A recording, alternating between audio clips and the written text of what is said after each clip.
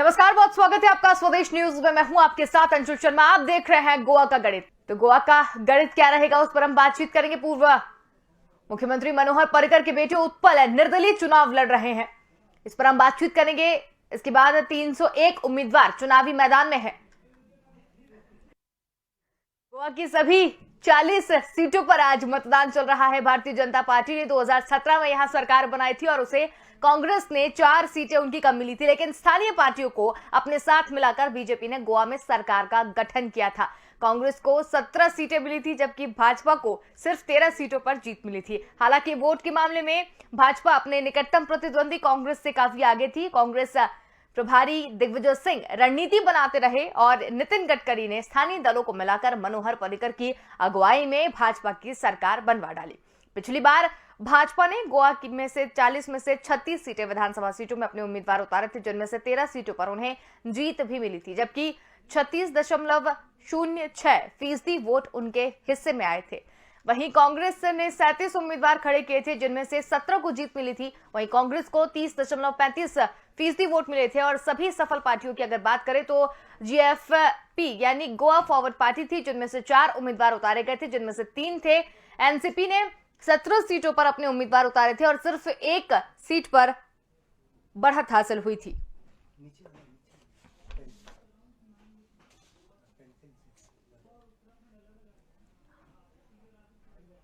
तो मौजूदा हाल हम आपको बता रहे हैं। गोवा फॉरवर्ड पार्टी 3 यहां पर बता रहे हैं। आपको बता दें कि भाजपा ने पहली बार 40 सीटों पर उम्मीदवार उतारे और भाजपा ने 12 सीटों पर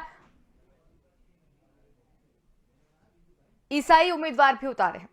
सामाजिक समीकरण की अगर बात करें तो हिंदुओं की आबादी 66% है, ईसाइयों मतदाताओं की आबादी 25% है, मुस्लिम आबादी 8% के करीब है। अल्पसंख्यक मतदाता कांग्रेस की ताकत रहे हैं, ऐसा कहा जाता है। तो विधानसभा में 40 सीटें हैं। भाजपा और कांग्रेस दोनों के नेतृत्व में संकट भी दिखाई देता है। भाजपा ने मुख्यमंत्री प्रमोद सावंत पर दाव लगाया है। पार्टी के भीतर प्रमोद सावंत का विरोध भी देखने को मिला था। पूर्व मुख्यमंत्री लक्ष्मीकांत पार्सेकर ने बीजेपी छोड़ दी और पूर्व मुख्यमंत्री मनोहर पर्रिकर के बेटे उत्पल निर्दलीय चुनाव लड़ रहे हैं। तो मौजूदा हाल भी आपको यहां पर बताते चले। मौजूदा हाल जो है, बीजेपी 17 पर है, कांग्रेस 15 सीटों पर बढ़त बनाए हुए है और Maharashtrawadi Gomant party 3, Goa forward party 3 और निर्दलीय पार्टी भी 3 पर बढ़त अपनी बनाए हुए है।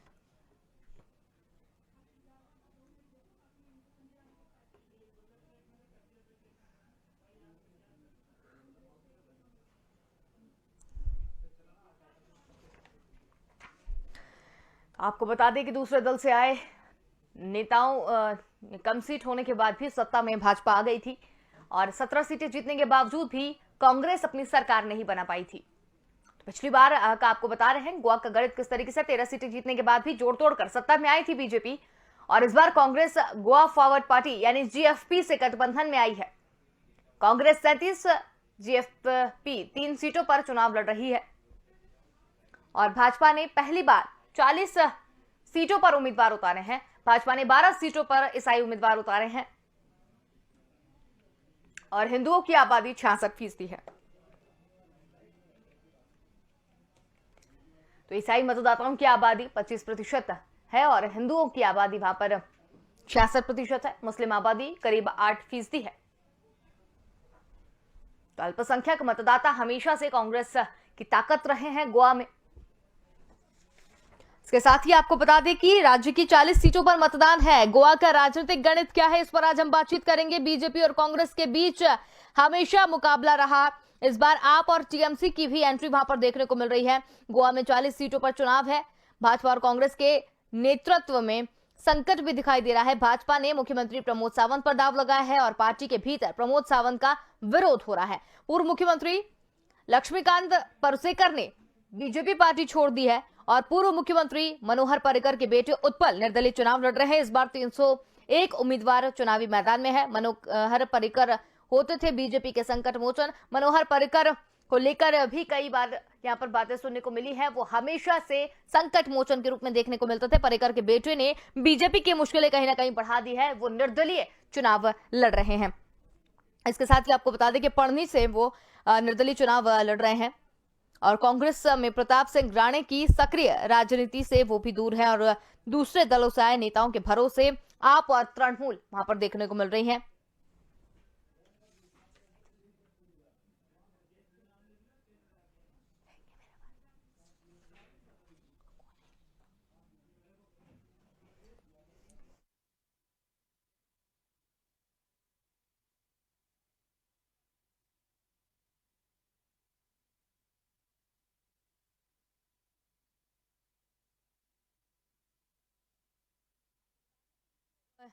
सामाजिक समीकरण की अगर बात करें, भाजपा ने पहली बार 40 सीटों पर अपने उम्मीदवार उतारे हैं। भाजपा ने 12 सीटों पर ईसाई उम्मीदवार भी यहां पर उतारे हैं और मौजूदा हाल भी आपको बताते चल रहे हैं।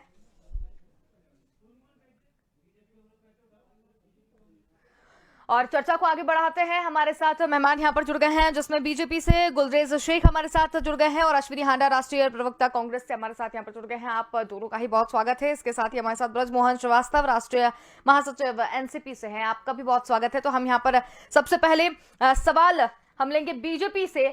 गुलरेज जी, आपसे जानना चाहेंगे कि पिछली बार आप बहुमत से दूर थे और बड़ी पार्टी कांग्रेस थी, उसके बाद भी आपकी पार्टी जो है आपने वहां पर सरकार बनाई, जोड़ तोड़ करके आपने सरकार बनाई है। इस बार क्या एजेंडा? जोड़ तोड़ के नहीं बनाई थी, दूसरे दल हमारे पास खुद ही आए थे। वो भी क्यों आए थे सब जानते हैं कि दिग्विजय सिंह जी जो थे वो कोशिश कर रहे थे राहुल बाबा से बात करने की। शायद राहुल बाबा उस समय पार्टी कर रहे थे और उस कारण वो फोन नहीं उठा पाए दिग्विजय सिंह जी का। लोग प्रतीक्षा करते रहे और अंततोगत्वा ये हुआ कि ये जो छोटी पार्टियां थी और निर्दलीय थे वो गडकरी जी के पास गए और हमने सरकार बनाई, क्योंकि उनको विश्वास था कि हम पर, उनको उन पे भी विश्वास था कि जो लोग फोन नहीं उठा सकते वो समस्याओं का निवारण कैसे करेंगे। तो इस प्रकार से पिछली बार सरकार बनी थी। इस बार कांग्रेस पार्टी जो है ना अपने चेहरे चपाटों के साथ उतरी है गोवा में, और चाहे उसने किसी से गठबंधन करके सिंधे का सहारा लेने की कोशिश की हो या फिर अपनी ए टीम बी टीम के रूप में तृणमूल कांग्रेस को उतारा हो या अरविंद केजरीवाल को उतारा हो, ये सब चीजें चलने वाली नहीं है, क्योंकि गोवा की जनता में लगभग 100% पढ़ा लिखे का परसेंटेज है। उनके एजुकेशन की दर बहुत हाई है, तो वो समझते हैं कि इस प्रकार की जो उनको मूर्ख बनाने के लिए सब कार्यकारियां की गई हैं, किसी को उतार दो, किसी से वोट कटवा दो, ये सब चीजें चलने वाली नहीं है। और मुझे ऐसी अपेक्षा है कि लगभग 30 के आसपास सीटें हमको आएंगी गोवा में। बिल्कुल, हमारे साथ में कांग्रेस से भी जुड़े हैं, कांग्रेस से अश्विनी हांडा हमारे साथ में। अश्विनी हांडा जी, जोड़ तोड़ कर सरकार कैसे बनी और नहीं बनाई गई है, खुद दूसरे दल यहाँ पर आए थे, ऐसा बीजेपी का कहना है, आपका क्या कहना है? अंशुल जी, ऐसा है कि अब इस बार जो चुनाव होने वाला है वो उसके खिलाफ होने वाला है जिसने लोकतंत्र का छीन-हन किया। और जिस तरीके से लोकतंत्र का छीन-हन हुआ वो सारे देश ने देखा है, और जिस तरीके से भारतीय जनता पार्टी पैसे के जोर पर और सत्ता के जोर पर हर वो एजेंडा और हर वो नीति अपनाती है जिससे उनको सत्ता हासिल हो जाए। और आज गोवा के लोग इसी के खिलाफ वोट करने वाले हैं, मैं ये आपको यहाँ से साफ कर दूं। क्योंकि लोकतंत्र का जिस तरीके से 2014 के बाद आज तक दोहन हो रहा है वो देश देख रहा है। और जिस तरीके से गुलराज जी ने बात की कि सत्ता पक्ष कहीं और था, तो इसका ये मतलब नहीं होता है कि आप कहीं पे भी कोई अगर चौकीदार नहीं है तो आप सब लूट ले जाएंगे। ये गलत नीति है आपकी, और देश आपको देख रहा है जिस तरीके से आप लोकतंत्र का छीन-हन करते जा रहे हैं। चाहे वो संसाधन हो, उसमें ईवीएम भी आती है, उसमें अधिकारी भी आते हैं, और उसमें सारे लोग आते हैं जो इस लोकतंत्र के भागीदार हैं। आप किस तरीके से भारतीय जनता पार्टी उनका दोहन कर रही है ये देश देख रहा है। ठीक है अश्विनी हांडा जी, लेकिन अश्विनी हांडा जी, आपकी पार्टी को पिछली बार सबसे ज्यादा सीटें मिली थी और उसके बाद में भी बीजेपी ने अपनी जगह वहां पर बना ली, बीजेपी ने वहां पर अपनी जो बढ़त है वो हासिल करके अपनी सरकार बना ली। रणनीतिकार आपके पास नहीं थे, ऐसा कहा जा रहा था, एक सफल रणनीतिकार जो होना चाहिए वो आपके पास नहीं थे, हालात इस बार भी ऐसी हैं। देखिए अंशुल जी, इससे साफ होता है कि जो कांग्रेस की नीति है वो हॉर्स ट्रेडिंग की नहीं है, सत्ता बनाने की नहीं है। लोगों ने जो हमें इसमें अक्सरियत दी थी, हमने उसका पूरी तरह से पालन किया और हमने हॉर्स ट्रेडिंग नहीं की। लेकिन भारतीय जनता पार्टी ने हॉर्स ट्रेडिंग करके और पैसे के जोर पर, सत्ता के जोर पर वहां पे सत्ता बनाई, और लोगों का जिस तरीके से अधिकारों का हनन गोवा के अंदर हुआ है वो आप सबके सामने है, आज देश के सामने है। जिस तरीके से भारतीय जनता पार्टी हर उस चीज को खत्म कर देना चाहती है जो लोकतंत्र से वाबस्ता है। लोकतंत्र आज पूरी तरह से देश में तानाशाही है, और तानाशाही के खिलाफ आज लोग जो है वो इस निकले हैं तानाशाही के खिलाफ वोट करने को, और भारतीय जनता पार्टी को देश के नक्शे से मिटा देंगे। मैं आपको इसका जो है वो विश्वास दिलाता हूं। और एक आखिरी बोलूंगा, भारतीय जनता पार्टी का अकेले अपनी पार्टी के 6 राज्यों में सत्ता है, लेकिन आज के बाद जो निर्णय आएगा उसमें भारतीय जनता पार्टी सिर्फ 2 में रह जाएगी। बाकी भारतीय जनता पार्टी कांग्रेस को खत्म करने चली थी, आज वो समय आ गया है कि जब भारतीय जनता पार्टी पूरे देश में खत्म हो जाएगी। चलिए ठीक है गुलरेज जी, आपने जो सरकार बनाई थी पिछली बार, है ना, उसमें पूरा योगदान मनोहर पर्रिकर जी का था, और लेकिन इस बार वो नहीं है, उनके बेटे को भी आपने टिकट नहीं दिया है। इस बार कैसे आप सरकार बनाएंगे?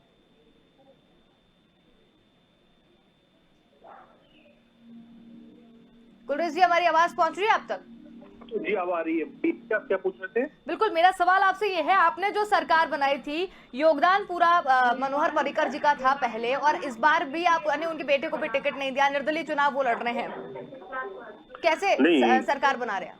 वंशवाद हमारी परंपरा नहीं है, ना हम उसके पक्षधर हैं। हम उसको लोकतंत्र के लिए एक कुठाराघात मानते हैं। इसका मतलब ये नहीं है कि किसी नेता का बेटा या बेटी अच्छी तरह से ग्राउंड लेवल स्क्रैच से पार्टी में काम करे उसको टिकट नहीं मिलना चाहिए। लेकिन पर्रिकर जी के पुत्र का ऐसा कोई योगदान नहीं था पार्टी के लिए और राजनीतिक क्षेत्र में, तो केवल वो पर्रिकर जी के पुत्र हैं, उस नाम पे तो हम टिकट कभी नहीं देंगे किसी को भी, कोई भी क्यों ना हो।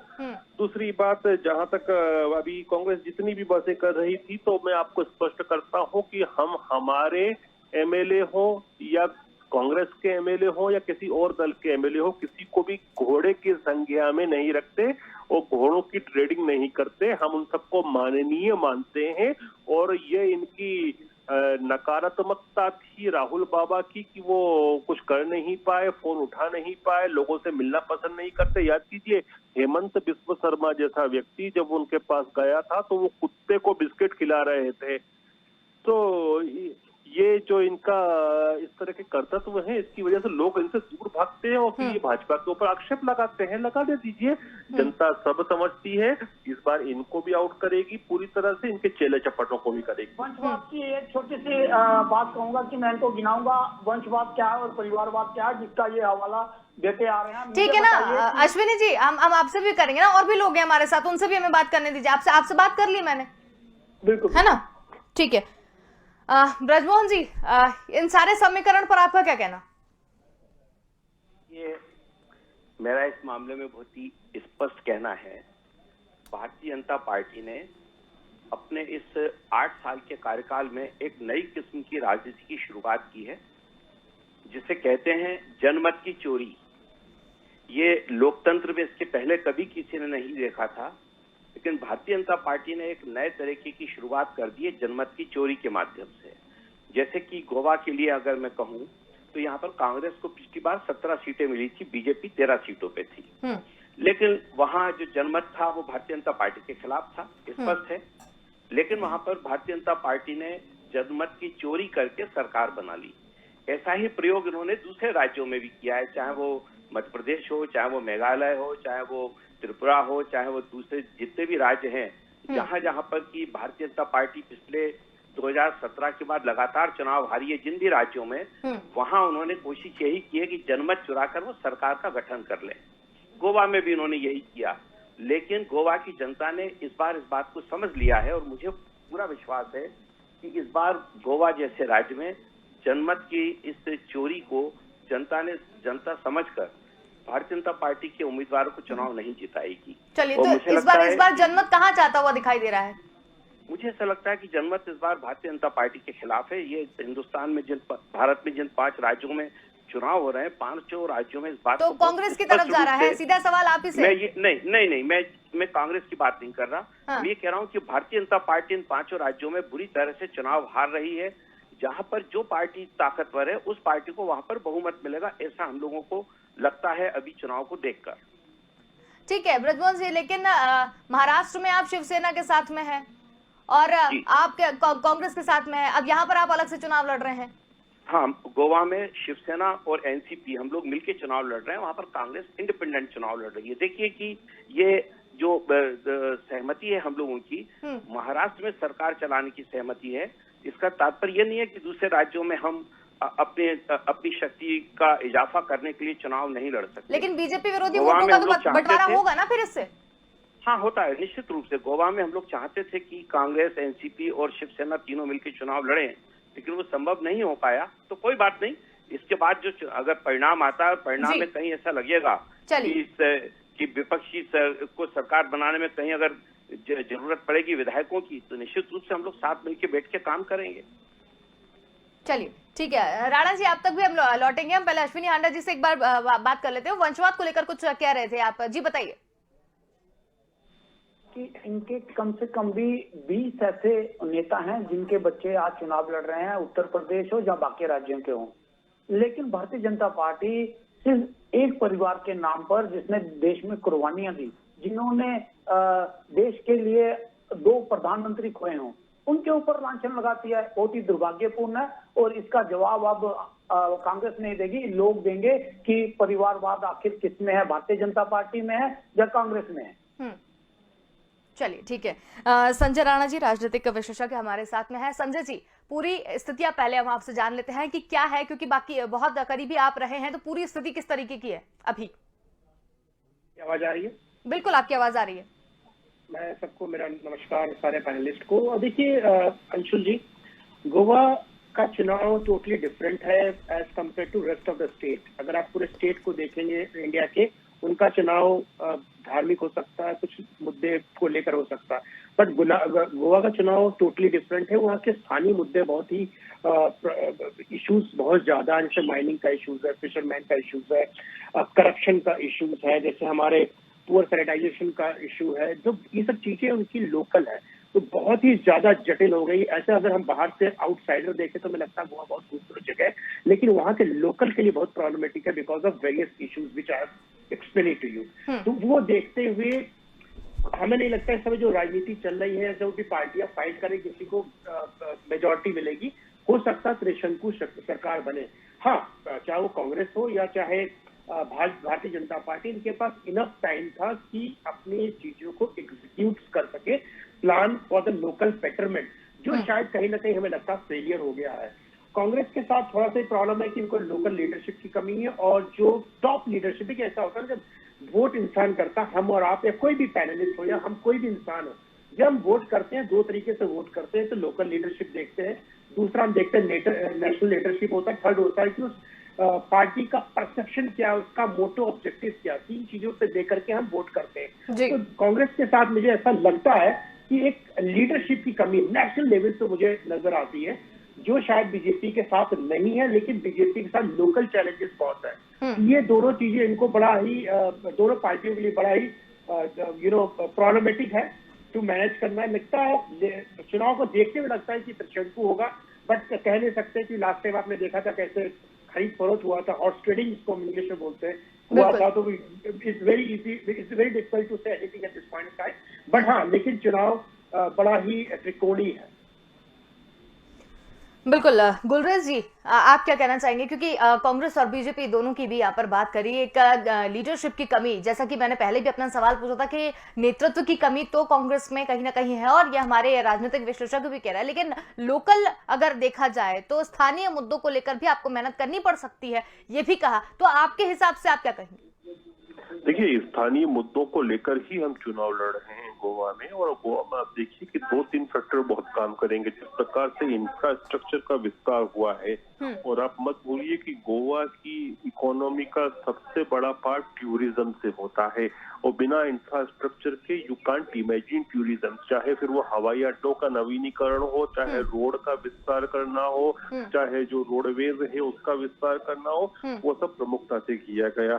फिर गोवा चूंकि टूरिज्म आधारित इकोनॉमी है, जिस प्रकार से एंटी कोविड कार्य किया गया, जिस प्रकार से वैक्सीनेशन की ड्राइव की गई, और उसका सकारात्मक पक्ष आए, यहाँ तक कि आए कि वहाँ टूरिज्म इंडस्ट्री वापस से चालू हो गई, तो उससे लोकल्स को काफी लाभ मिला है। तो ये एक तो इंफ्रास्ट्रक्चर का बनाना, एक सुशासन देना, और एक कोविड से अच्छी फाइट, निर्णायक फाइट, ये बहुत अहम रहेगा हमारे चुनावी विस्तार में। और इसकी वजह से ही मैं कह रहा हूँ कि एक तो इधर तो हो सकता है मेरा कैलकुलेशन, लेकिन 30 के आसपास सीटें आ जाएंगी। बिल्कुल। ब्रजमोहन जी, कांग्रेस के पास नेतृत्व की कमी है। आप उनकी सरकार बनने की बात कर रहे थे थोड़ी देर पहले। यहाँ तो नेतृत्व की ही कमी बताई जा रही है। ये हम नहीं कह रहे हैं, ये राजनीतिक विश्लेषक अभी राणा जी ने कहा। तो मैं सहमत नहीं हूँ।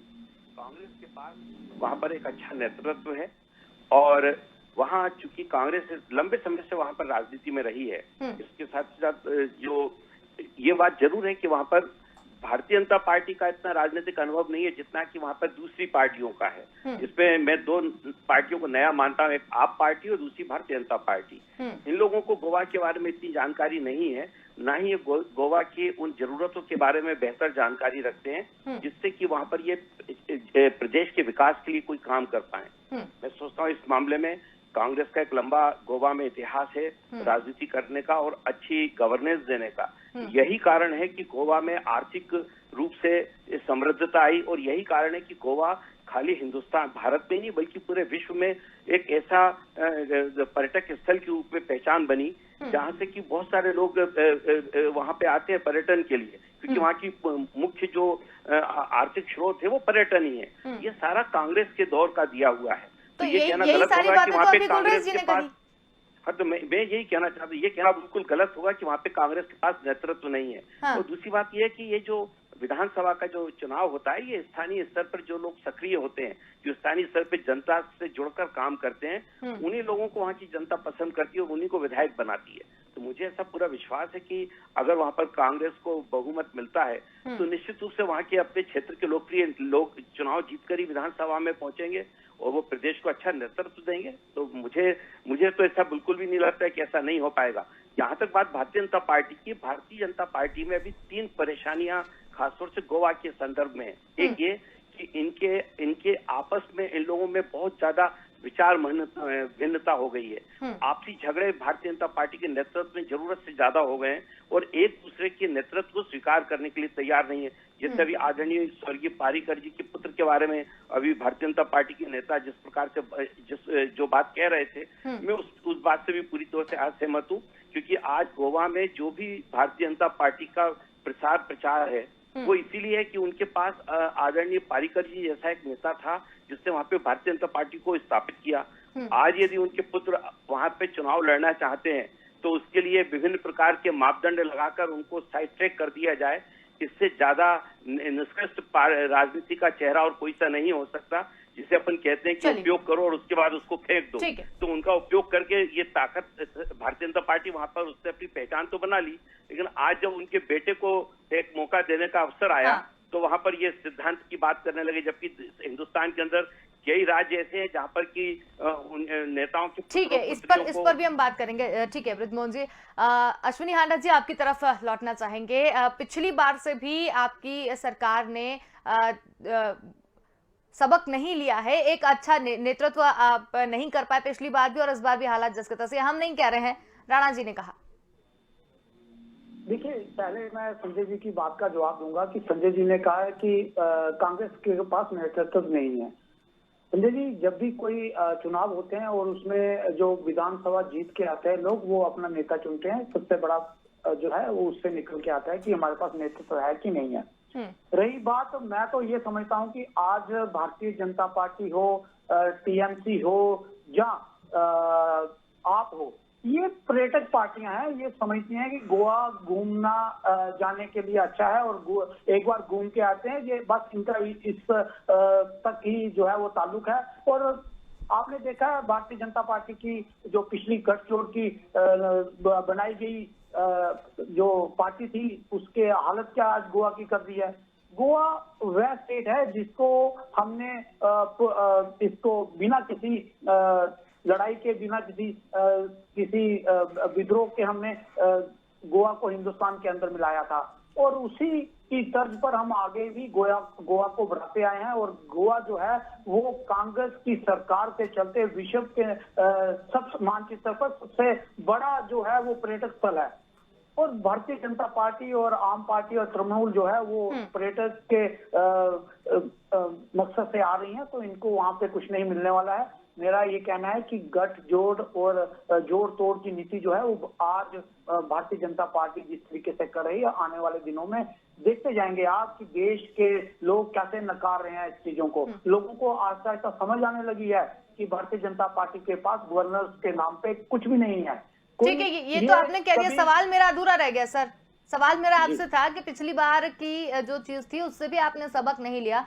एक अच्छा नेतृत्व आपके पास में लीडरशिप की कमी थी और इस बार भी हालात कहीं ना कहीं जस के तस हैं।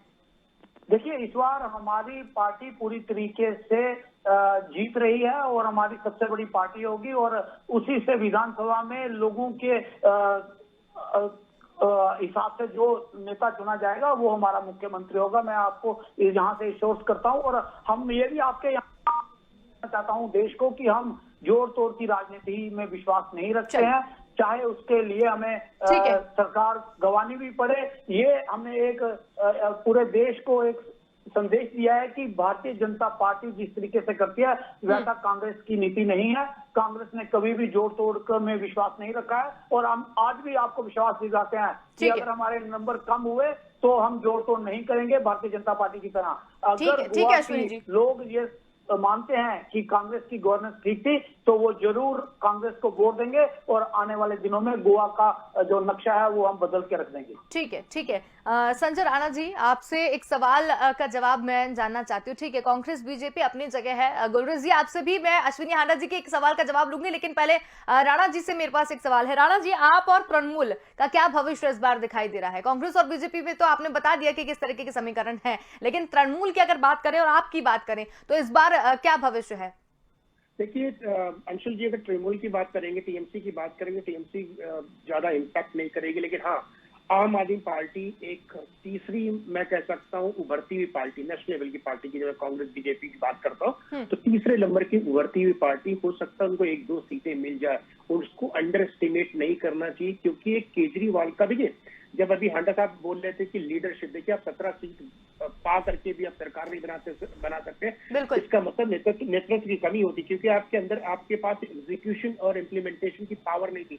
अगर 17 विधायक है आपके पास, आप चाहते तो दूसरों को सहयोग लेके, मैं कहता तो और स्टडी कीजिए, बस आप इनको सहयोग लेकर सरकार बना सकते तो अलग मैटर है। लेकिन हमें आप आदमी पार्टी को बिल्कुल निग्लेक्ट नहीं करना चाहिए। ये कई जगह पे वोट कटुआ जिसको हिंदी में बोलते हैं वो हो सकती है और हमें लगता है 1-2 सीट भी पा जाए, क्योंकि एक लोगों में, देखिए केजरीवाल ने कितना दिल्ली में काम किया नहीं किया वो सेकेंडरी इशू है, हम दिल्ली वाले समझ सकते हैं कितना काम किया, लेकिन नेशनल लेवल पे एटलीस्ट उनकी एक थोड़ी सी इमेज है कि वो बहुत अच्छा मॉडल लेके चल रहे हैं। वो है नहीं है, भगवान जानता है और लोग जानते हैं, कहने की जरूरत नहीं है, लेकिन हाँ वो 1-2 सीटें हमें लगता है कहीं पा ना जाए, पॉसिबिलिटीज है। अगर नहीं पाएंगे तो एक नई पार्टी के रूप में वो अपने आप को एस्टेब्लिशमेंट करने में सक्सेसफुल रहेंगे। बिल्कुल, लेकिन अगर बीजेपी की बात आपसे करें कि बीजेपी को लेकर भी जिस तरीके की जोड़ तोड़ की राजनीति नहीं करते, क्योंकि अभी अश्विनी हांडा जी ने भी कहा जोड़ तोड़ की राजनीति हम नहीं करते हैं या बीजेपी को नकार रहे हैं साफ तौर पर, अब उनकी चीजें सामने आ गई है, तो बीजेपी को लेकर इस बार गोवा की जनता में किस तरीके का जो उत्साह है वो देखा जा रहा है या नेग्लेक्ट वाकई में करती हुई नजर आ रही है? देखिए अंशुल, मैं एक चीज बोलूंगा कि अगर गोवा के जो जनता है अगर नेशनल लेवल की लीडरशिप को देख के वोट करेगी तो ऑब्वियसली बीजेपी विल विन। अगर वो लोकल लीडरशिप पे वोट करेगी तो हो सकता है इनके लिए बड़ी चैलेंजेस हो जाए, क्योंकि लोकल लीडरशिप में वो चीज नहीं दिखा पाई या जो फेस नहीं बना पाई, वो एक छवि नहीं बना पाई जो मनोहर पर्रिकर जी का था। एक ऑरा होता है एक आदमी का, लीडरशिप का एक फेस होता है जिसके ऊपर लोग वोट डालते हैं। वो चीजें आज के दिन में बीजेपी के पास नहीं है। लेकिन हाँ, नेशनल लीडरशिप पे अगर आप जाओगे और उसको देख करके अगर लोग वोट डालते हैं तो ऑब्वियसली बीजेपी के पास एज है। नंबर 2, डेवलपमेंट की बात की, नो डाउट इंफ्रास्ट्रक्चर में हम तो मानते हैं कि BJP is the best party. ऐसा नहीं कि पार्टी के पर्सपेक्टिव से बात करें, इंफ्रास्ट्रक्चर रोड की बात करें, रोड डेवलपमेंट में दे आर द बेस्ट। वो आप चाहे अटल बिहारी वाजपेयी जी, हमने छोटे हुआ करते अटल बिहारी वाजपेयी जी का टेन्योर देख लीजिए, ये गडकरी, मैं तो गडकरी जी को बोलता हूँ, इज आर्किटेक्ट, रोड आर्किटेक्ट कहा जाता है। तो अगर वो इंफ्रास्ट्रक्चर डेवलप करते, देखिए हमारा क्या गोवा में बहुत सी छोटी छोटी प्रॉब्लम्स है जिनको सरकार देख भी सकती है और इम्प्लीमेंट कर सकती है, खत्म भी कर सकती है इश्यूज को। सिंपल सा इंफ्रास्ट्रक्चर को अच्छा करना है, टूरिज्म पे नई स्कीम्स लानी जो हमारे यहाँ मिसिंग है, जो भी चली आ रही है, हम कह रहे हैं जो भी अभी तक था वो पुराना ढर रहा है, हमें उसको चेंजेस करने पड़ते। कैसीनो है, देखिए टूरिस्ट क्या होता है, हवाई पे आप लोग हवाई जाते हैं घूमने के लिए, वहाँ तो कैसीनोज होते हैं, लोग नेपाल जाते हैं घूमने के लिए, सिक्किम जाते हैं घूमने के लिए। तो बहुत सी चीजें टूरिज्म को डेवलपमेंट करने के लिए टूरिज्म अट्रैक्शन भी लाना जरूरी है। तो नंबर क्या होता है, आई अंडरस्टैंड कोविड काल में सबका नुकसान हुआ, बिजनेसमैन सबके होटल इंडस्ट्री में बहुत ज्यादा नुकसान हुआ, लेकिन होटल ही नहीं है, होटल के अलावा और भी अल्टरनेटिव पर्यटन ऑप्शंस है जो अट्रैक्ट करते हैं। और जब इंफ्रास्ट्रक्चर अच्छा होता है तो ऑटोमेटिकली चीज अट्रैक्ट होती है और अच्छी हो जाती है, चाहे वो एयरवेज हो, चाहे रोडवेज हो, या होटल इंडस्ट्री हो, चाहे रेस्टोरेंट इंडस्ट्री हो, चाहे कैसीनो इंडस्ट्रीज हो। तो इससे रोजगार लोकल लोगों को तो 101% मिलेगा, और उसके साथ साथ वो इंटरनेशनल और नेशनल लेवल पे एक क्रेज बनता है कि चलिए गोवा विजिट करते हैं। हम आउटसाइडर हैं, हम तो हर साल सोचते हैं गोवा जाएंगे, अनफॉर्चुनेटली इस साल नहीं जा पाए, लेकिन हमेशा उम्मीद रहती है हम गोवा में जाए, क्योंकि एक अट्रैक्शन है। बिल्कुल। गुलरेज जी, अश्विनी हांडा जी से भी थोड़ी देर पहले हमने बात की थी, तो उन्होंने साफ तौर पर कहा था कि हम जोड़ तोड़ की राजनीति नहीं करते, और अब जो जनता जो है वो नेग्लेक्ट कर रही है, तो आप क्या कहेंगे इस पर? सबसे पहली बात तो कांग्रेस ने क्या किया है, इनका इतिहास क्या है, ये सब जानते हैं। किस प्रकार से नंबरदरी पाद से लेकर पाद तक के सरकारों को इन्होंने धोखे से गिराया, और ये बातें करते हैं जोड़ तोड़ की, तो फिर इनके मुंह पर शोभा नहीं देती। लेकिन मैं कांग्रेस के राष्ट्रीय प्रवक्ता महोदय को ये कहना चाहूंगा कि थोड़ा इतिहास से सीख लें, क्योंकि ये कह रहे हैं कि ये सारी पार्टियां इंक्लूडिंग बीजेपी टूरिस्ट पार्टियां हैं गोवा में। तो मैं आम आदमी पार्टी के बारे में और टीएमसी के विषय में तो नहीं कहूंगा, लेकिन शायद इनको पता नहीं है गोवा मुक्ति आंदोलन हुआ था जो भारतीय जनसंघ ने चलाया था, और हमारे कार्यकर्ताओं पर पुर्तगालियों ने गोलीबारी की थी, और जब बुलेट फायरिंग हुई थी उसके बाद ही नेहरू सरकार ने सेना भेजी थी। जब तक वो भेज नहीं रहे थे गोवा मुक्ति आंदोलन, उसमें दीनदयाल जी का भी किरदार था, उसमें राजा भाऊ महाकाल शहीद हुए थे, उसमें जोशी जी ध्वजवाहक थे, ऐसे हमारे सैकड़ों लोग मारे गए थे पुर्तगालियों की गोली से। तो ये हमको अगर ये बात कह रहे हैं तो ये शहीदों का अपमान कर रहे हैं कि हम टूरिस्ट पार्टी है, हम तो शुरू से गोवा से जुड़े हुए हैं, हमने शहादत दी है गोवा की जमीन पर। बिल्कुल, लेकिन अश्विनी हांडा जी और ब्रजमोहन जी, मैं एक बीच में कहना चाह रहा था, इन्होंने शहीदों के अपमान की बात की, बड़ा अच्छा लगा सुन के। तो थोड़ा ये बता दें कि जो असम के मुख्यमंत्री जी ने जो कहा है आदरणीय सोनिया गांधी जी के लिए और राहुल गांधी के पिता के नाम का पूछा था, वो भी बता दें। राहुल गुलरेज जी जवाब दे दीजिए आप इनके सवाल का। राजीव गांधी साहब उन्होंने कहा कि हम तो नहीं पूछते कि आपके पिता कौन है, नहीं हम तो नहीं पूछते, उन्होंने बोला है। नहीं, शर्मा जी को कंडेम कर दीजिए, उन्होंने भी एक शहीद की पत्नी का अपमान किया है। उन्होंने भाई साहब ये नहीं कहा कि हम पूछते हैं, उन्होंने कहा कि हम तो नहीं पूछते, समझे आप? थोड़ा शब्द को इन शब्दों का महिलाओं के लिए इस प्रकार के शब्दों का उपयोग क्या बोल रहा हूँ? आप बताइए, उन्होंने बोला कि हम तो नहीं। राजीव गांधी शहीद थे, गुलरेज जी कह रहे हैं उनका अपमान हुआ। हाँ, तो जब शहीदों का अपमान इनको यहाँ पे लग रहा है, तो वहाँ पे शहीदों का अपमान नहीं लग रहा। असम के मुख्यमंत्री ने कहा, उन्होंने क्या कहा, ये नहीं कहा कि हम पूछते, उन्होंने कहा कि हम तो नहीं पूछते कि आपके पिताजी कौन है। इसका भावना, इसका मतलब क्या हुआ? नहीं, इसका मतलब हम तो नहीं पूछते का अर्थ क्या होता है? इसका मतलब यह है कि उनको शक है इस नहीं, बात का। आप तो एक महिला हम तो नहीं का मतलब क्या हुआ? आपके नेताओं की ये भावना है, इसको कंडेम करिए आप। तब आप शहीदों का नाम लीजिए, हम तो नहीं पूछते, बड़ा स्पष्ट वाक्य है शहीदों की बात करने का। सर आप उसको, आप एक काम करें, आप उसको अंग्रेजी में ट्रांसलेट कर दें, राहुल बाबा के पास भेज दें। कोई अंग्रेजी में ट्रांसलेट नहीं करना। अनमोल जी, गोवा मुक्ति आंदोलन में तो भाजपा का सहयोग अच्छा, था, आपने इसका ये तो जो फायदा बोला कि- मिलेगा ना? हैं? दिखता है भारतीय जनता पार्टी उनका कहना है कि गोवा मुक्ति में भाजपा के लोगों ने सहयोग दिया था। हमारे लोगों ने खून बहाया है ये सर, शहीद बोल रहे हैं। और आप गोवा के शहीद इनके लिए शहीद शर्म है। नहीं चाहिए आपको। राजीव गांधी शहीद नहीं है इनके लिए। भारतीय मेरे जनता भाई, पार्टी वो पार्टी है। चलिए, ठीक है, ठीक है, एक बार इनसे गोवा मुक्ति आंदोलन में जिन लोगों पर पुष्पकालियों ने गोलियां चलाई उनका अपमान कर रहे हो, उनको टूरिस्ट बता रहे हो आप, अच्छा शर्म अच्छा नहीं चाहिए। और शर्म करो। राजीव गांधी शहीद नहीं हुए इस देश के लिए। चलिए, ठीक है। अश्विनी जी, आपका क्या कहना है इस पूरे मुद्दे पर? ये जो बातचीत यहाँ पर हुई है, आपका क्या कहना है? हल्की शब्दों का उपयोग कर रहे हैं, उस पर शर्म नहीं आती है। नहीं, हमने बोला कि हम नहीं पूछते, हम ये नहीं बोल रहे हैं कि आपके बाप कौन है, हम तो बोल रहे हैं हम नहीं पूछते आपके बाप कौन है। कंडेम करिए आपके असम के मुख्यमंत्री हम नहीं पूछते। तब आप शहीदों की बात कर सकते हैं।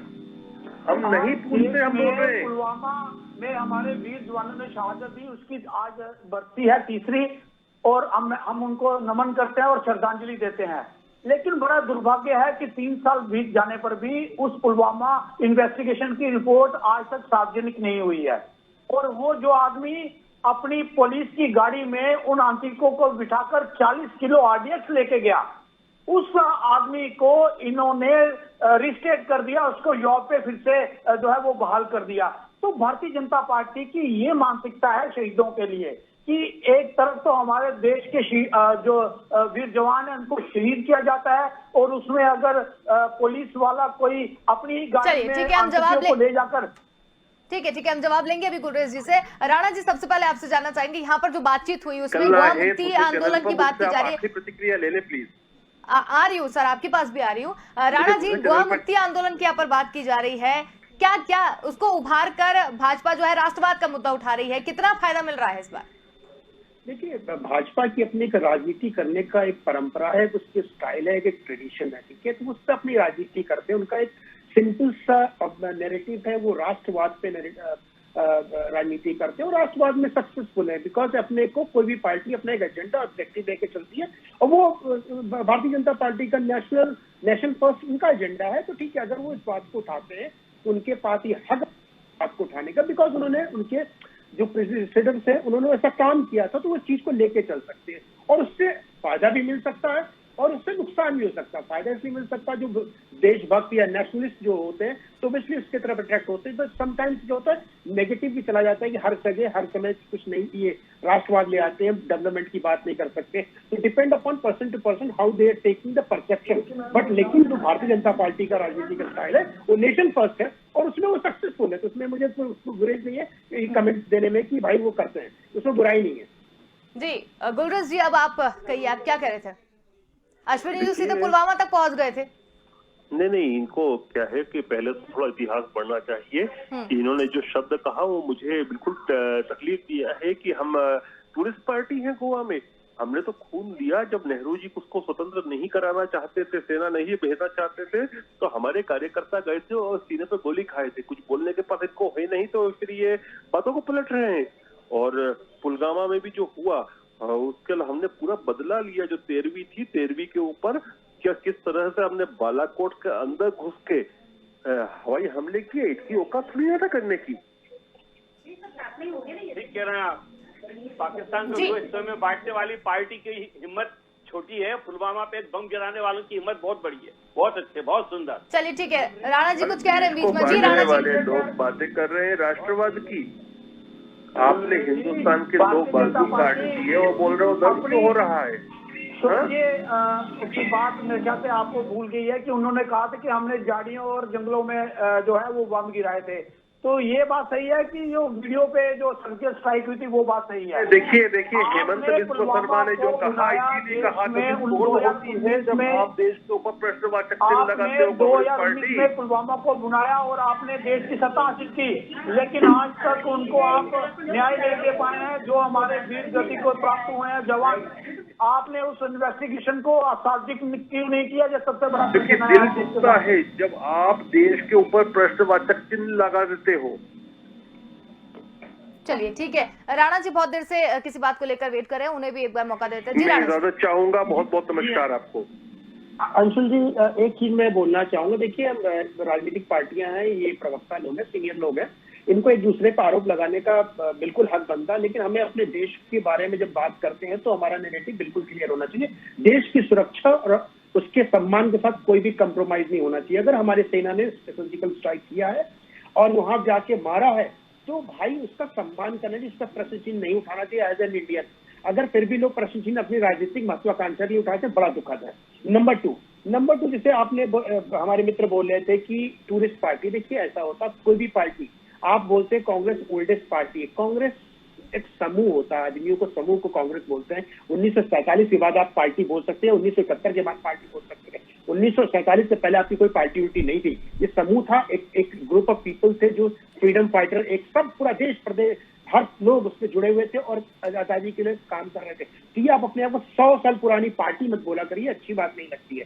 और हमेशा दूसरों का सम्मान करना चाहिए, चाहे वो आम आदमी पार्टी हो, तृणमूल का पार्टी हो या कोई पार्टी हो, उनको कहीं भी जाकर के इलेक्शन लड़ने का पूर्ण अधिकार है और वो इलेक्शन लड़ सकते हैं।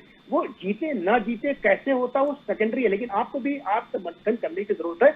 आप देश को, आप खुद बोल रहे थे कि आप देश की सबसे बड़ी पार्टी थे, सबसे पुरानी पार्टी, आज अपनी हालत देख लीजिए। अगर आप इतना ही कथनी और करनी में अगर कर रहे होते, सर बुरा मत मानिएगा मेरी बातों को, कि आपकी हालत ऐसी ना होती देश के अंदर, जिसमें सिर्फ 47 MP बच गए हैं, जो आप 300 प्लस MP हुआ करते 1984 में। तो हमें हर पार्टी को, आप नहीं, हर पार्टी को आत्ममंथन करने की जरूरत है। हमें हर समय very easy to pinpoint others, हम दूसरों पे उंगली उठाना बहुत आसान होता है, लेकिन हमारी तरफ भी काफी उंगलियां होती थी। हमें अपने गिरवन में भी झांक के देखना चाहिए कि भैया हम हर चीज सही कर रहे हैं कि नहीं कर रहे हैं।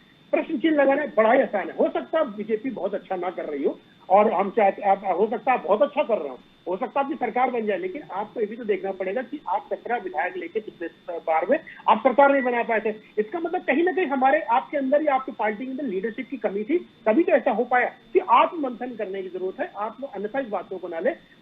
आरोप प्रत्यारोप बहुत अच्छी बात है, इन पर 50 आरोप लगाए, लेकिन जब देश की बात है कृपया करके सब लोग एक हो जाए। अश्विनी आनंद जी किस तरीके से जवाब देंगे? बिल्कुल संजय जी, आपने बिल्कुल सही कहा कि इस स्वतंत्रता से पहले जो है वो कांग्रेस समूह था, तो उस समूह में वो लोग क्यों नहीं शामिल हुए जो देश की स्वतंत्रता के लिए जद्दोजहद कर रहा था? प्रश्न ये है। तो क्या उनको देशद्रोही नहीं बोलना चाहिए जब उन्होंने ये इनकार कर दिया कि हम इस स्वतंत्रता संग्राम में शामिल नहीं होंगे? हमारे दादाजी भी थे। मैंने आपको पूरा धैर्यपूर्ण सुना है। और दूसरी बात, आप सर्जिकल स्ट्राइक की करते हैं, तो सर्जिकल स्ट्राइक वो होती है जो बाइडेन ने की और सार्वजनिक किया दूसरे दिन ही उसने अफगानिस्तान के ऊपर जिस तरीके से अटैक किया और पूरी तरह से सार्वजनिक किया, लेकिन भारतीय जनता पार्टी आज तक वो वीडियो सार्वजनिक नहीं कर पाई है जिसपे अटैक किया गया।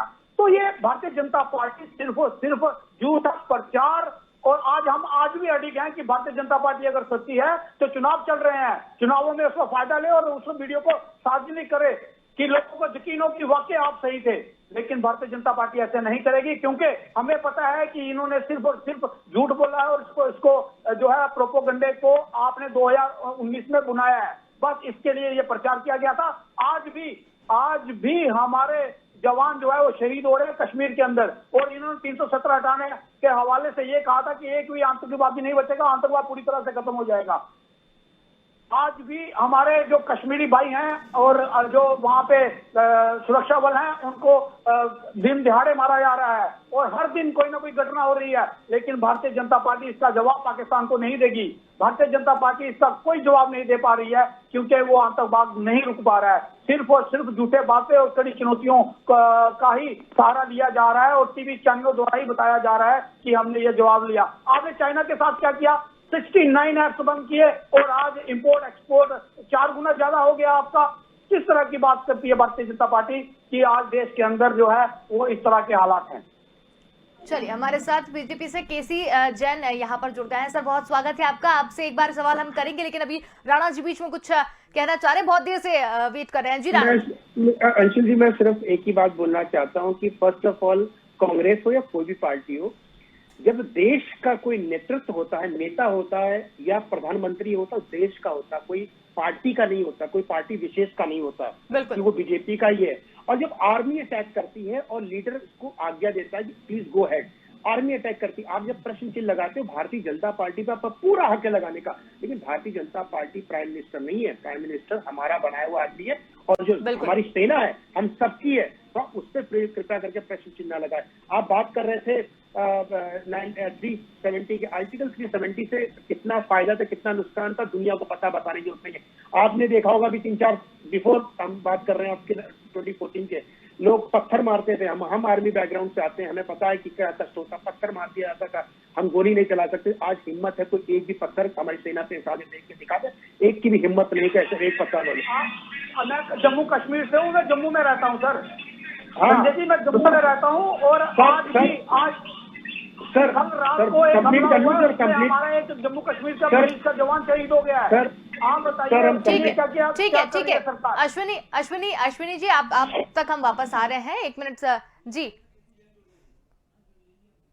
बचना चाहिए। जहां तक रहा कि राजनीतिक चीजें कि इसने क्या किया उसने क्या किया, आपका पूरा हक है आपको हक बनाने का। आपने एक और चीजें उछाली थी 2019 के चुनाव में, क्योंकि आपने जिक्र किया इसलिए मैं आपकी बातों को सबसे ऊपर रख रहा हूँ। राफेल का देखिए, राफेल एक एयरक्राफ्ट होता है, एयरक्राफ्ट के अंदर एक होती बेस वैल्यू। जब क्योंकि आपने उससे तथ्यों पे बात करें तो बड़ी खुशी होगी हमको बात करने में और बड़ा अच्छा डिबेट लगता है। एक बेस वैल्यू होता है जो सिर्फ एयरक्राफ्ट होता है, जिससे आर्म से एमुनेशन ऐड किया जाता है, उसकी वैल्यूएशन बढ़ती जाती है। तो आप पहले समझ, आपने बोला था कि घोटाला हुआ, लेकिन उसमें घोटाला नहीं हुआ था, क्योंकि आपने सिर्फ बेस वैल्यू 600 करोड़ जो भी आप बता रहे थे, नंबर आपके लीडर बता रहे थे, उस बेस वैल्यू को बता रहे थे, पूरा एयरक्राफ्ट का नहीं बता रहे थे, जो भी आर्म्स एंड एमुनेशन से होता है। और ये सीक्रेट होता है, जो आर्मी या एयरफोर्स या हमारी जो फोर्स है, आर्म फोर्सेस है, उसके तक ही रहने देना ज्यादा अच्छा रहेगा। हमें अपनी सकारात्मक राजनीति करनी चाहिए, हमें ऐसी राजनीति करनी जिससे सबका भला हो, देश का भला हो, प्रदेश का भला हो, एक एक व्यक्ति का भला हो, धर्म जात से ऊपर हट के भला हो। लेकिन हम हर चीज में प्रश्न चिन्ह लगाएंगे, इससे बड़ा दुख होता है। और जब हमारे दादाजी आर्मी में थे, हमारे पिताजी आर्मी में थे, बड़ा दुख होता है कि हम लोग इससे सेक्रीफाइस करते हैं, हमारे भाई मर जाते हैं बॉर्डर पे लड़ते लड़ते। तो वो दुख आपने शायद नहीं देखा होगा नेताजी, लेकिन हाँ, हमें सबको एक साथ रहना है। हम भारतीय फर्स्ट है, उसके बाद हमारा अपना अलग अलग पार्टी है, अलग अलग देश सबसे ऊपर होना चाहिए, राष्ट्र सबसे ऊपर होना चाहिए। बहुत अच्छी बात आपने यहाँ पर कही। केसी जैन जी हमारे साथ यहाँ, बिल्कुल केसी जैन जी हमारे साथ यहाँ पर जुड़े हुए हैं। केसी जैन जी, बहुत सारे आरोप बीजेपी के ऊपर लगाए गए हैं, क्या आपको क्या लगता है? राष्ट्रवाद बीजेपी हमेशा ऊपर ले आती है, इसके बाद जोड़ तोड़ की राजनीति भी यहाँ पर कर रही है, इन सारे समीकरणों को आप कैसे समेटेंगे? देखिए, रही बात जोड़ तोड़ की, जोड़ तोड़ की राजनीति कौन सी पार्टी नहीं कर रही है? कांग्रेस का कहना है कि उसने कभी जोड़ तोड़ की राजनीति नहीं करी और ना वो करेगी। जो यूपीए सेकंड और यूपीए फर्स्ट और यूपीए सेकंड की जो सरकार बनी, तो क्या बिना जोड़ तोड़ के बनी? क्या कांग्रेस के पास इतनी सीटें थी कि वो स्वतंत्र रूप से और पूर्ण बहुमत के साथ वो सरकार बना पाती? और अभी आप देखिए, अगर ये जोड़ तोड़ की राजनीति नहीं करते हैं, इसके पहले 2017 के इलेक्शन में, चूंकि हम लोग उत्तर प्रदेश से आते हैं, तो उत्तर प्रदेश में भी आप देख रहे हैं इन्होंने गठबंधन किया। और जब इनकी सरकार थी, केंद्र में जब सरकार थी, मनमोहन सिंह जी एक बार प्रधानमंत्री रहे, दूसरी जस्ट नेक्स्ट जो सरकार बनी उसमें प्रधानमंत्री रहे। और उसमें किस तरीके से जो इसके पहले जो राज्यपाल हुआ करते थे, अलग अलग राज्यों के जो राज्यपाल थे, राज्यपालों को किस प्रकार से जबरन हटाया गया, जबरन उनसे इस्तीफा लिया गया था। और फिर कई जगहों पे जहां पर इनका बहुमत नहीं था, वहां पर भी इन्होंने सरकारें बनाई, राज्यपाल को एक तरीके से रबर स्टंप बना करके बैठा दिया, और राज्यपाल की अनुशंसा पे इन्होंने कई जगहों पे सरकार बनाई। और जबकि इनका वहां पर बहुमत भी नहीं था, तब भी राज्यपाल ने इनको निमंत्रण दिया कि नहीं, आप आइए, आप सरकार बना सकते हैं। फिर ये हुआ कि आपने जो है पहले आगे आकर के आपने सरकार बनाने का दावा नहीं पेश किया। तो कुल मिलाकर के इसके पहले जो सरकार थी गोवा में, वहां पर भारतीय जनता पार्टी की सीटें ज्यादा थी इसके जस्ट पहले के इलेक्शन में, और सरकार बनाई थी कांग्रेस ने। तो कैसे बनाई थी? क्योंकि उस समय मनमोहन सिंह जी प्रधानमंत्री थे और वहां का जो राज्यपाल था, राज्यपाल कांग्रेस का एक तरीके से रबर स्टाम्प बैठा हुआ था। यही कारण था कि ज्यादा सीटें होने के बाद में भी सरकार बनाने का न्योता भारतीय जनता पार्टी को ना दे करके कांग्रेस को दे दिया उन्होंने। तो जोड़ तोड़ की राजनीति कौन नहीं कर रहा है? दूसरी बात ये रही, बात ये राष्ट्रवाद की, तो राष्ट्रवाद तो सबके अंदर होना चाहिए। राष्ट्रवाद होना क्या कोई इसमें भी बुराई है? इसमें भी कोई क्या अपराध है क्या? हमें लगता है जो राष्ट्र विरोधी अपराध, तो राष्ट्र विरोधी होना है ना कि राष्ट्रवादी होना अपराध है। तो जिन लोगों को लगता है कि जाति के बल पर, धर्म के बल पर, जोड़ तोड़ की राजनीति के बल पर और संवैधानिक पदों का दुरुपयोग करके अपने हितों के देखने वाले राज्यपालों को बैठाल करके गैर संवैधानिक तरीके से जो लोग सरकार बनाते रहे, उनको लगता है कि राष्ट्रवाद की जो राष्ट्रवाद इस समय पूरे भारत देश में चल रहा है, और हर एक व्यक्ति के अंदर ये है कि जो पार्टी राष्ट्र हित में काम करेगी, हम अपने व्यक्तिगत स्वार्थों को छोड़ करके जो पार्टी राष्ट्र हित में काम करेगी उसके पक्ष में मतदान करेंगे।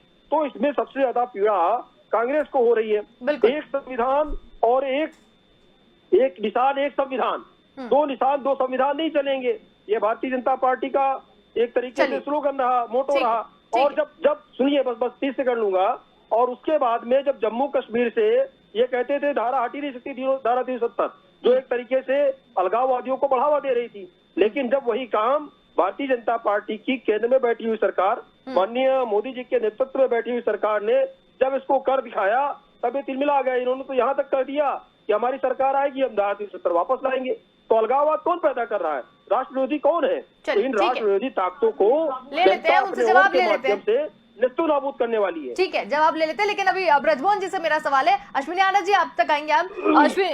ब्रजमोहन जी, देश में बीजेपी विरोधी गठबंधन की बात हो रही थी, शरद पवार जी को अगुवा बनाने की बात थी, गोवा में इसका प्रयोग हो सकता था, लेकिन यहाँ सब अलग अलग तरह की बात कर रहे हैं। देखिए कि अभी मुझे लगता है कि शायद राष्ट्रीय स्तर पर विपक्ष ने जो एक होने का अपना जो शुरुआत की है वो अभी बहुत प्रथम चरण में है। मुझे पूरा विश्वास है कि ये 10 मार्च के बाद इसमें गति भी आएगी और जो विपक्ष के नेता हैं वो अभी हाल के जो परिणाम आएंगे इन 5 राज्यों से उससे अपना सबक भी सीखेंगे और उसका विश्लेषण भी करेंगे और उसके बाद निश्चित रूप से एक सशक्त विपक्ष की तैयारी जो कि प्रक्रिया चली रही है उसको गति मिलेगी, ऐसा मुझको विश्वास है। अभी केसी जैन साहब को मैं सुन रहा था, केसी जैन साहब ने बहुत सारे मुद्दे उठाए हैं। कुछ मुद्दे ऐसे हैं जिसपे कि सकारात्मक सोच की जरूरत है, क्योंकि जब हम देश में राष्ट्रवाद की बात करते हैं, हम देश को आगे बढ़ाने की बात करते हैं, तो निश्चित रूप से हमको ये भी सोचना होता है कि हमारा जो राष्ट्रवाद की जो परिभाषा है वो अंततोगत्वा है क्या, गठबंधन की परिभाषा अंततोगत्वा है क्या, और जनमत चुराने की परिभाषा क्या है। मेरा आरोप यह है भारतीय जनता पार्टी पे कि पिछले 2017 से लेकर अभी तक जहां जहां भारतीय जनता पार्टी चुनाव हारी और जहां उन्होंने हारने के बाद भी सरकारों का गठन किया, वहां सभी जगह इन्होंने जनमत की चोरी की है। गठबंधन करना एक अलग कहानी है, आज एनडीए भी गठबंधन का एक प्रतीक है जिससे कि सरकार बनाई है, जिसके नेता आदरणीय मोदी जी हैं। तो गठबंधन एक अलग मुद्दा है, लेकिन जनमत चुराकर सरकार बनाना एक अलग मुद्दा है। भारतीय जनता पार्टी ने गोवा में जनमत चुराकर, मध्य प्रदेश में जनमत चुराकर वहां पर सरकार का गठन किया है। ये जो मुद्दा है ये मुद्दा बहुत गंभीर है। इस प्रकार से जनमत की चोरी अगर होती रहेगी तो लोकतंत्र इससे कमजोर होगा और इस पे हम सब लोगों को सकारात्मक सोचने की जरूरत है। ये मेरा कहना है। केसी जैन जी, लास्ट कमेंट, एक और आपके ऊपर आरोप की जनमत की चोरी हुई है। नहीं, मैं वही बता रहा हूँ कि अगर भारतीय जनता पार्टी अपने जो अन्य जो पार्टियां हैं, अगर भारतीय जनता पार्टी की विचारधारा को स्वीकार करते हुए शर्तों के साथ भारतीय जनता पार्टी के साथ सरकार बनाती हैं तो जनमत की चोरी हो गई। लेकिन वही महाराष्ट्र में जिसके साथ गठबंधन के साथ जब शिवसेना भारतीय जनता पार्टी के साथ मिलकर के चुनाव लड़ती है और भारतीय जनता पार्टी का उन सीटों पे चुनाव न लड़ने के कारण ही कांग्रेस को बड़ी सीटें मिलती हैं, शिवसेना को बड़ी सीटें मिलती हैं और उसके बाद में शिवसेना अपने लालच में आकर के, अपने मुख्यमंत्री की लालच में आकर के, पद के लालच में आकर के जिस प्रकार से वो कांग्रेस का समर्थन करके कांग्रेस के साथ गठबंधन के साथ सरकार बनाती है, वो क्या है? संक्षिप्त में दीजिए सर, समय बहुत कम है। जल्दी था जो लोग प्री पोल अलायंस को तोड़ करके अगर भारतीय जनता पार्टी के यदि विधायकों को तोड़ के सरकार बनाती महाराष्ट्र में तो कहा जाता कि जनमत की चोरी हुई है। लेकिन आपने तो गोवा में जनमत की चोरी की, कांग्रेस के विधायकों को चुरा के, वहाँ पे कांग्रेस के विधायकों को चुरा के आपने सरकार बना ली। नहीं, आप विधायकों मध्य प्रदेश में आपने विधायकों की चुराई, हमारा उनका गठबंधन था। अंशुल जी, अगर हमारा वहाँ पर महाराष्ट्र में गठबंधन था, अगर हम सारी सीटों पे चुनाव लड़ते उसके बाद शिवसेना को नहीं समझा पाए ना। अरे आपने शिवसेना का विश्वास खोया वहाँ पर, हमने नहीं खोया। शिवसेना के लोग थे तो हमारे ही, शिवसेना का विश्वास आपने खोया। चलिए ठीक है, महाराष्ट्र में शिवसेना का विश्वास आपने खोया था। सबसे वो जनता के साथ धोखा है, असली धोखा तो जनता के साथ महाराष्ट्र में दिखाई दिया और कांग्रेस ने उस धोखे की जनमत की चोरी, कांग्रेस ने जिस प्रकार से कांग्रेस ने जनमत जिस की प्रकार चोरी से नहीं सेवा है। को तोड़ करके और उनको नहीं। मुख्यमंत्री पद का लालच दे करके जिस प्रकार से वहां पे जनमत का अपमान किया, ऐसा जनमत का अपमान चोरी नहीं की देखा हुई गया। है। प्री पोल अलायंस था, हमारा प्री पोल अलायंस था। वहाँ पे बीजेपी के एक भी विधायक को तोड़ के सरकार नहीं बन, वहाँ पे बीजेपी के किसी भी एमएलए को तोड़ के सरकार नहीं बनाई, लेकिन आपने गोवा में अरे पूरी पार्टी तोड़कर सरकार बनाई। यही काम आपने मध्य प्रदेश में किया। सरकार बनाई। अरे तो ये जनमत आपकी की कमी है चोरी ना। का आरोप है चलिए, आपके कांग्रेस में कांग्रेस के कई बड़े नेता कांग्रेस के, वो चाहे ज्योतिरादित्य सिंधिया रहे हों या अन्य कई और नेता रहे हों, वो कांग्रेस को छोड़ करके भारतीय जनता पार्टी का दामन क्यों थाम रहे हैं, इसका मूल्यांकन कांग्रेस को करना चाहिए। कांग्रेस पूरे देश में क्यों सफाया हो गई, इसका जवाब तो मूल्यांकन ईडी और कांग्रेस को करना सीबीआई से चाहिए। लीजिए आप। जब 12,000 इसका जवाब किसान ईडी और लगातार सीबीआई से स्ट्राइक लीजिए, कर वो रहा था। बताएंगे। ये किसानों के हितैषी अपने आप को बता रहे हैं कांग्रेस के लोग। चलिए, जब केसी जैन 12,000 जी। किसान प्रतिवर्ष ठीक है, स्ट्राइक करता समय रहा, तब यही ठीक है, कांग्रेस समय कहाँ थी? बहुत कम है और आप चारों जुड़े और इस पूरी चर्चा में हमारे साथ शामिल हुए, उसके लिए बहुत धन्यवाद। तो गोवा के गणित पर हम बात कर रहे थे। इस बार गोवा का गणित क्या है, इस पर हमने बात की। कांग्रेस और बीजेपी की टक्कर कांटे की तो है, लेकिन इस बार तृणमूल कांग्रेस और आप पार्टी की भी एंट्री यहां पर देखने को मिली। तो 2022 में प्रदेश में सरकार बनाने का दावा आप पार्टी के अरविंद केजरीवाल भी यहां पर कर रहे हैं। 2017 में उन्होंने किसी भी सीट पर हालांकि जीत नहीं मिली थी, लेकिन कुछ ही वोटर्स जो थे वो वहां पर थे और दिल्ली की सत्तारूढ़ दल आम आदमी पार्टी को 1 लाख वोट भी वहां पर नहीं मिल पाए थे। लेकिन तृणमूल कांग्रेस भी इस बार है सामने और बीजेपी कांग्रेस तो है ही। तो इस बार का गणित क्या होगा, ये बहुत दिलचस्प है और देखने वाली बात होगी। तो ये तो रिजल्ट के आने के बाद ही पता चलेगा, परिणाम जब आएंगे तभी पता चलेगा कि जनता किसके साथ में है और वाकई में जनता ने किस पार्टी पर भरोसा जताया है। फिलहाल के लिए इतना ही। देखते रहिए स्वदेश न्यूज, क्योंकि सबसे पहले देश।